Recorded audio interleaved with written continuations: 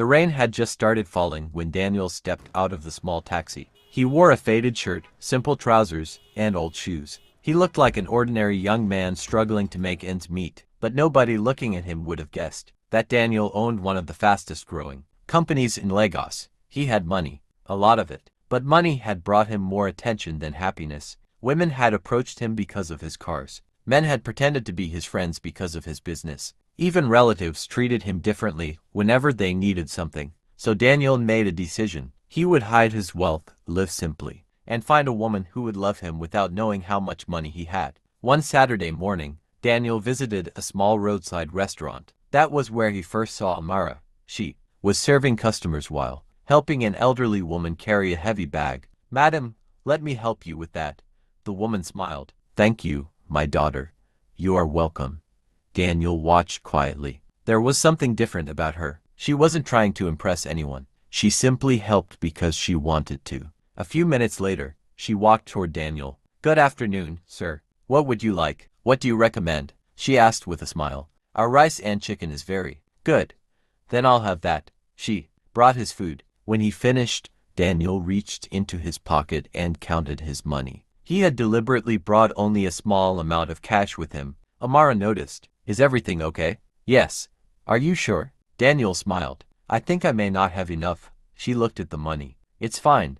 Daniel looked surprised. "I can pay tomorrow." "No. You can pay whenever you come back." Daniel stared at her. "You trust me?" "I don't know you." "Then why would you let me go?" She shrugged. "Because it is just food." Daniel smiled. "What's your name?" "Amara." "I'm Daniel." "I know. You know me?" She laughed. "No. I heard you introduce yourself."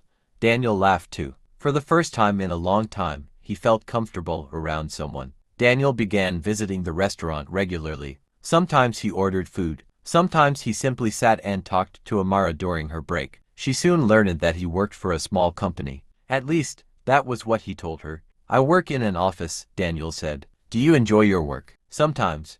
"What do you want to do with your life?" Daniel smiled. "Build something that will help people." Amara looked at him. "That's a good dream. What about you?" She sighed. "I want to open my own restaurant." "You do?" "Yes." "Why?" "Because I love cooking. And I want to employ people one day." Daniel looked impressed. "You have plans." "I have many. But you are still working." "Everyone has to start somewhere." Those words stayed with Daniel. One afternoon, Daniel offered to walk her home. They walked through the busy streets. Amara pointed toward a small building. "That's where I live." Daniel looked at it. It was simple, very simple. "Do you live alone?" "With my younger brother." "What happened to your parents?" "My father died years ago." "My mother is sick." Daniel became quiet. "I'm sorry." "It's okay. You take care of your family." "I try." Daniel looked at her differently. This woman wasn't waiting for someone to rescue her. She was fighting for her family, and that made him admire her even more. Daniel's best friend, Michael, knew everything. One evening, they sat inside Daniel's secret apartment. Michael stared at him. "You are becoming serious about this woman." Daniel smiled. "I think I am." "Does she know who you are?" "No." "How long are you going to keep pretending?" "Until I'm sure." Michael shook his head. "Daniel, you can't build a relationship on a lie." "No." "Then tell her the truth." "I will." "When?" Daniel looked away. "When I know she loves me."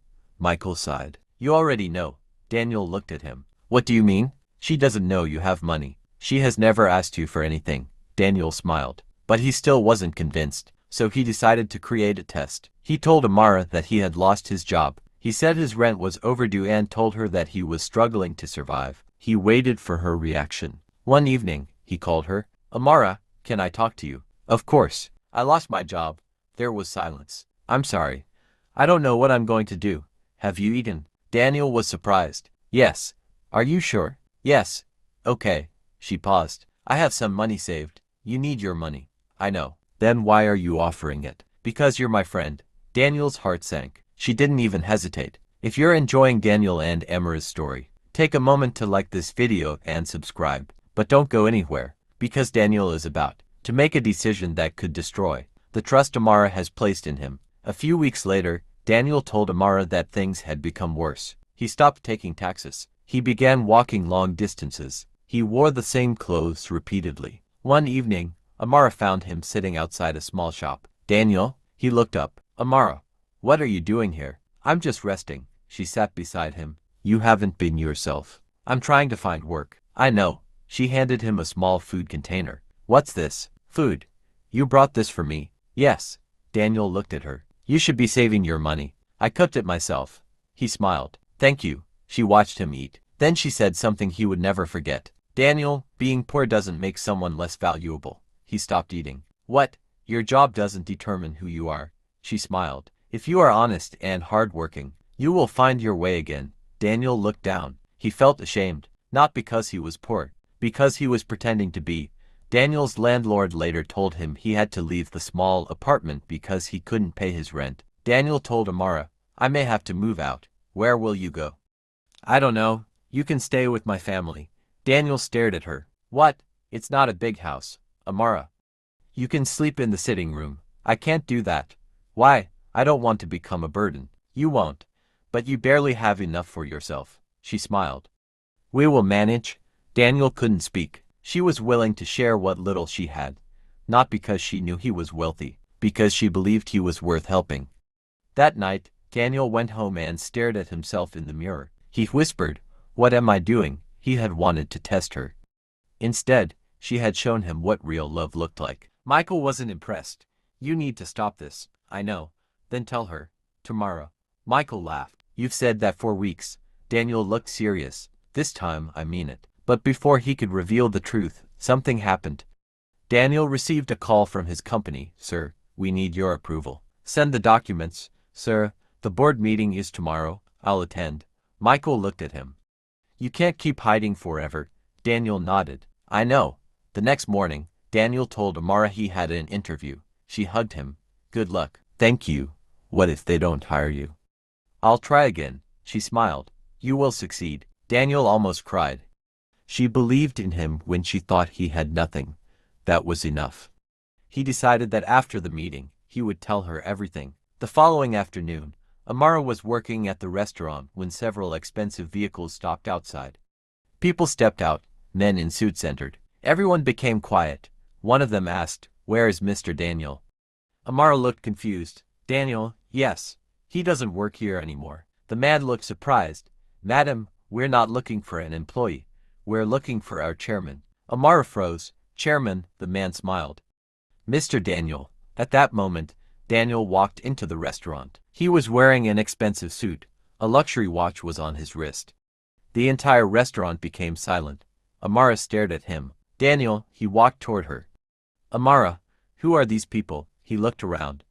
Then finally said, I need to tell you the truth. She stepped back. Tell me. I own the company. She stared at him. What company? The company you have seen on television. Her mouth opened. You. Daniel nodded. I'm the owner. She looked at his clothes, then at the expensive cars outside, then back at him. How long? Since before I met you. Her eyes filled with tears. You lied to me. I did. Why? I wanted to know if you loved me. She shook her head. You had no right to test my heart. I know. You made me think you had nothing. I know. You let me offer you my last money. Daniel lowered his head. And I will regret that for the rest of my life. Amara turned away. Daniel followed her outside. Amara, please. She stopped. What? I'm sorry. You keep saying that. Because I mean it. You wanted a woman who didn't love your money. Yes. And you found one. Yes. Then why are you unhappy? Daniel looked at her. Because I hurt the woman who loved me. She became quiet. I didn't need you to be rich. I know. I didn't need expensive gifts. I know. I needed you to trust me. Daniel nodded. Then he said, There's something else. What? I didn't only test you. What do you mean? I also tested myself. She looked confused. I wanted to know whether I could live without my wealth.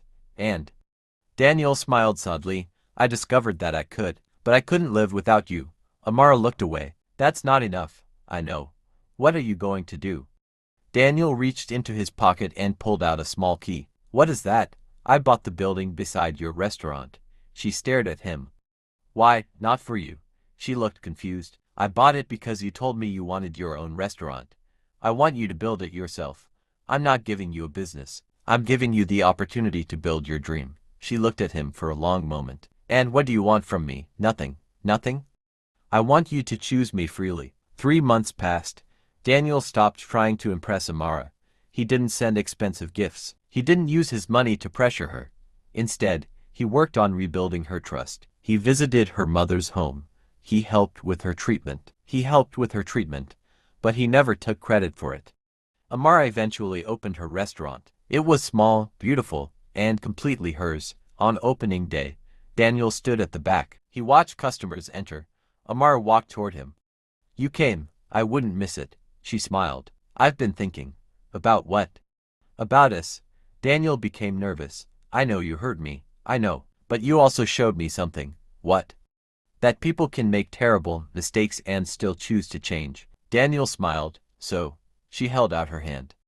"I want to start again." He stared at her. "Are you sure?" "Yes. Even though I'm rich." She laughed. "Now I know. And you're not afraid?" "No." "Why?" "Because I already loved you when I thought you had nothing." Daniel took her hand. "And I loved you before I knew you would forgive me." 1 year later, Daniel and Amara stood before their families. This time, there were no secrets, no tests, no pretending. Daniel held her hands. "I spent my whole life wondering whether people loved me because of my money." Amara smiled. "And I spent my life believing I had to struggle alone." He looked into her eyes. "Then I met you." She squeezed his hand. "You taught me that love is not about what a person has." Daniel smiled. "And you taught me that trust is more valuable than money." Their families applauded. After the wedding, Daniel whispered, "Amara, yes, if I had to choose again." She smiled. "You would still choose me?" "Every time." She laughed. "Even without the money?" Daniel smiled. "Especially without it." They embraced, and as the celebration continued, Daniel finally understood something he had spent years searching for. He had thought he needed to hide his wealth to find true love. But what he really needed was to stop being afraid of being loved. Money can make life comfortable. It can open doors. It can solve many problems. But it cannot force someone to care. Amara had loved Daniel when she believed he was struggling. And when she discovered the truth, she didn't fall in love with his money. She simply decided whether the man behind the money was worthy of her heart. And that was the greatest lesson Daniel ever learned.